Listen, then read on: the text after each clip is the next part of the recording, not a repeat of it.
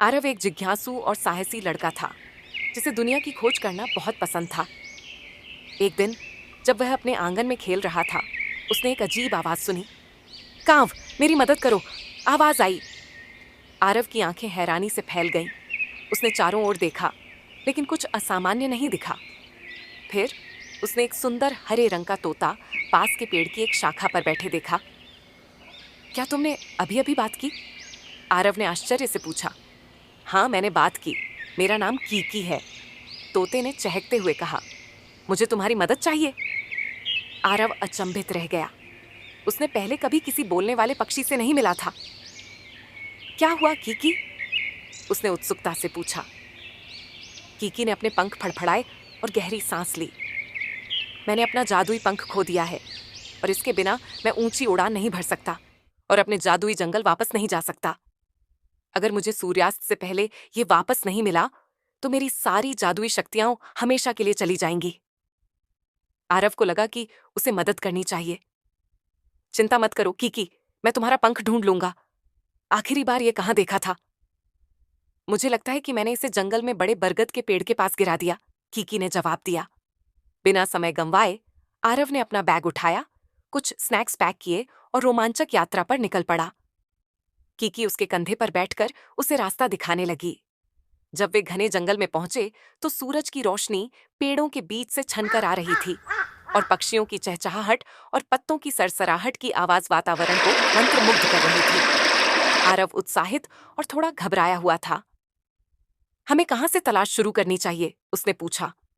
Kiki ने अपनी चोंच से इशारा किया। आओ, हम बरगद के पेड़ की जड़ों के पास देखें, लेकिन सावधान रहो।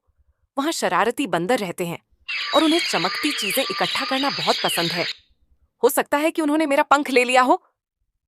आरव धीरे धीरे विशाल पेड़ के पास गया और इधर उधर देखा। अचानक ऊपर से एक हंसी की आवाज आई। कुछ ढूंढ रहे हो? एक बंदर ने कहा, जो एक शाखा से लटक रहा था। हाँ, कीकी का जादुई पंख। क्या तुमने इसे देखा है? आरव ने विनम्रता से पूछा। बंदर ने सिर खुजलाया और मुस्कुराया। शायद, लेकिन हम खेल खेलना पसंद करते हैं। अगर तुम्हें पंख चाहिए तो तुम्हें हमारी चुनौती जीतनी होगी। आरव ने हिम्मत जुटाई। ठीक है, क्या है चुनौती? बंदर ने ताली बजाई और 3 और बंदर आ गए। तुम्हें इस पेड़ में छिपे 3 केले ढूंढने होंगे, इससे पहले कि ये रेत घड़ी खाली हो जाए। आरव ने गहरी सांस ली और ढूंढना शुरू किया। वह सावधानी से चढ़ा और हर शाखा को देखा। वहां है। उसने 2 पत्तों के बीच में छिपा एक केला देखा और जल्दी से उठा लिया। उसने खोज जारी रखी और जल्द ही दूसरा केला गिलहरी के घोंसले के पास मिला। आखिरी केला एक खोखली शाखा के अंदर छिपा था और आरव ने इसे समय रहते निकाल लिया।